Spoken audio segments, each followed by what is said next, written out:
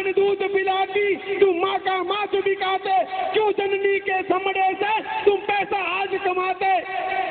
हिंद देश के लोगों मेरी सुन लो दर्द कहानी, क्यों दया धर्म बिसराया, क्यों दुनिया हुई वीरानी। अरे मैं पूछता हूँ इस भारत सरकार से, इस गद्दार कांग्रेस सरकार से, मैं किसी पार्टी का नाम नहीं लेना चाहता हूँ, फिर भी ले रहा हूँ क्योंकि मुझे पता है ये चीज किसने की है। मैं किसी पार्टी से नहीं हूँ, मैं नेता हूँ ना दलाल हूँ, मैं नेता हूँ ना दलाल हूँ, हिंदुस्तानी एक छोटा सा गौ माता तेरा लाल हूँ।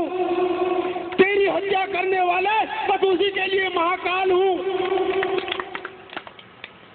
मैं मेरे युवा साथियों से एक निवेदन करना चाहूंगा कि अब फांसी देने और दिलाने की मांग करने का समय नहीं है, अब किसी के आगे हाथ जोड़ने का समय नहीं है, अब तो हाथ काटने का समय है। अरे जिंदा जमीन में गाड़ दो उन हरामजादों को, उनके नामों निशान मिटा दो, अरे उनकी चमड़ी में नमक भर दो जो अपनी गौ माता के सामने पूरी नजर तक फैलाने की जरूरत करे। अरे नामों निशान मिटा दो उस नीच जाति का जो गौ हत्यारी कहलाती है भारत में। अब हम किसी के सामने हाथ नहीं फैलाएंगे, न किसी से कोई मांग करेंगे। बरसों से मांग करते आए हैं, किसी ने इंदिरा गांधी से मांग की थी तो गोलियां चलाई गई। जब भी कोई गौ माता की बात आती है तो कोई न कोई ममता बनर्जी जैसी हरामजादी आ टपकती है। वो बोलती हैं कि गौ मांस खाना मेरा बौद्धिक अधिकार है, और ऐसी हरामजादी को अन्ना हजारे जैसे नीच कमीने सहयोग करते हैं।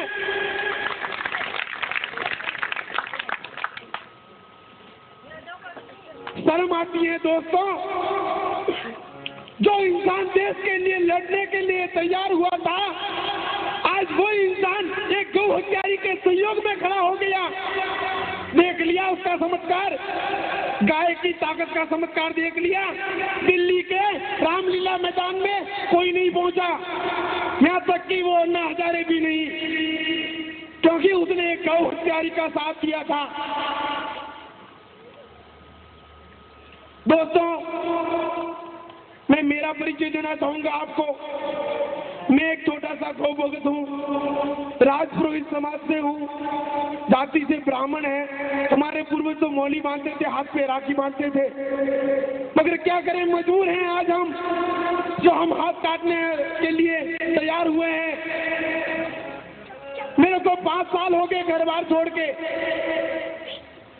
गौ रक्षा का एक अटूट संकल्प लेके निकला हूं कि जिस दिन हमारे भारत में, जिस दिन हमारी माँ को न्याय मिलेगा, हमारी इस गौ माता को राष्ट्रीय माता घोषित करेंगे, गौ हत्या पूर्ण प्रतिबंध होगा, उसी दिन मैं मेरे घर का मुंह देखूंगा।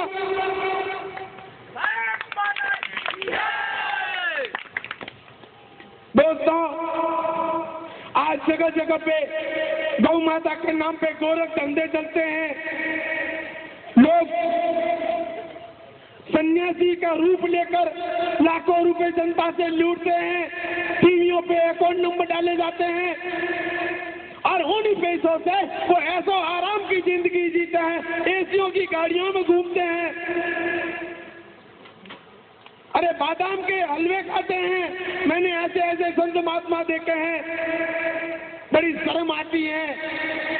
अरे बड़ा दुख होता है मुझे कि माँ के नाम पे लाखों रुपया हड़प रहे हैं। मैं परसों की बात कर रहा हूँ, मेरे को 5 साल हो गए ये यात्रा शुरू करके। मेरे गांव से मैं शुरू हुआ था गौ रक्षा के लिए। मैं कोई आंदोलन नहीं कर रहा हूँ, जहाँ भी गौ हत्यारे दिखते हैं उनके हाथ पांव तोड़ देता हूँ, उनको मरोड़ देता हूँ, उनकी गाड़ी जला देता हूँ, भले मेरे ऊपर कितने भी केस हो। आज मेरे ऊपर 28 केसेस चल रहे हैं, और बड़ी ऐसे ऐसे हजारों केस मुझे मंजूर हैं। जब मेरी माँ के लिए मैं लड़ने के लिए निकला हूँ, तो हैदराबाद गया था मैं 4 दिन पहले। पर कोई जयपाल सिंह निहाल नाम का आदमी है जो सर्वदलीय गौ रक्षा मंच का अपने आप को अध्यक्ष बताता है।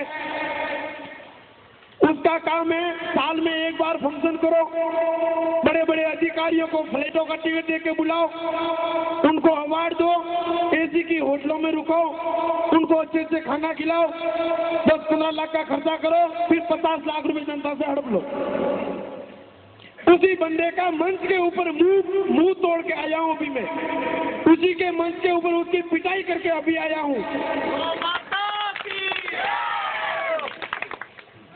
क्योंकि बड़ा दुख होता है जब अपने माँ के नाम पे ये गोरख धंधे फैला रहे हैं और गाय दिन ब दिन करती जा रही है।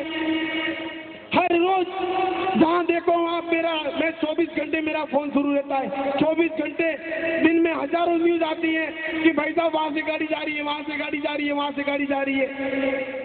और ऐसी ऐसी गाड़ियां पकड़ी हैं कि जिन गाड़ियों के अंदर 70-70, 80-80 गौ माता ठूस के भर जाती है। अरे उनकी हालत देखकर आंखों में आंसू आते हैं। बड़ा दुख होता है कि हमारे इस भारत भूमि में, ये हिंदुस्तान में, हिंदुओं के देश में इस तरह अपनी माँ की हालत हो रही है। अरे कोई अपनी जन्म देने वाली माँ को कोई गाली सकता है तो हम उसका खून तक पीने के लिए तरसते हैं। तो आखिर क्यों? अरे कैसे करते हुए देख रहे हो अपनी माता को? और धिक्कार है ऐसे पुत्रों को जो करती हुई देख रहे हो अपनी माता को। आज जिस तरह अपनी नजरों के सामने गौ माता को घसीट के ले जा रहे हैं, आने वाले समय में आप ही की नजरों के सामने आपकी बहन बेटियों को भी इसी तरह घसीट के ले जाएंगे। वो दिन दूर नहीं जिस दिन का इंतजार करके आप बैठे हो, हाथों पे हाथ धरे बैठे हो, चूड़ियां पहन के बैठे हो।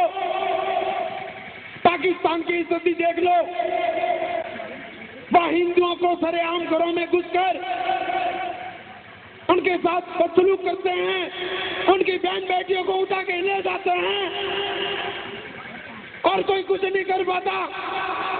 अरे कल हनुमान जी का एक मंदिर तोड़ा गया पाकिस्तान में, कल की बात है, कल शाम को मंदिरें तोड़े जा रहे हैं, लव जिहाद हो रहा है। हिंदू बहन बेटियों को लव जिहाद के चक्कर में उनको बहला के फुसला के मुसलमान बनाया जाता है। कुछ ईसाई लोग उनको ईसाइयों में परिवर्तन कर रहे हैं। अरे दिन ब दिन हमारे धर्म का पतन हो रहा है और हम आज तक सोए हुए हैं। अरे कब जगोगे मेरे भाइयों, मेरी बहनों, कब जगोगे? अब वो दिन दूर नहीं जब अगर कोई नारी दासी की रानी का रूप ले सकती है तो कोई मर्द महाराणा प्रताप का क्यों नहीं? गौरक्षा में जुड़िए, गौरक्षा के लिए जगह जगह रात पे नाका लगाइए, सड़कों पे हर रोज गाड़ियां निकलती हैं। और बड़े शर्म की बात है कि ये राजस्थान, मेरी जन्मभूमि भी यही राजस्थान में बाड़मेर जिले का रहने वाला हूँ। जब इस जगह पे संकट आया तो राजस्थान का नाम उन वीरों में सबसे पहले आया। जितने भी वीर शहीद हुए इस देश को आजाद कराने में, गद्दारों से लड़ने में, गौ माता से लड़ने में, उनमें से सबसे पहले राजस्थान का नाम आता है। और आज बड़ी शर्म के साथ कहना पड़ रहा है कि गौ तस्करी का नाम जब आता है तो सबसे पहले राजस्थान का आता है। और उन राजस्थान में सबसे पहले और सबसे बड़ा कोटा का नाम आता है, क्योंकि सारे हिंदुस्तान में मुझे पता है कि कौन सी तस्करी कहां से होती है। हर रोज पूरे भारत में नाके लगते हैं हमारे गौरक्षा दल के।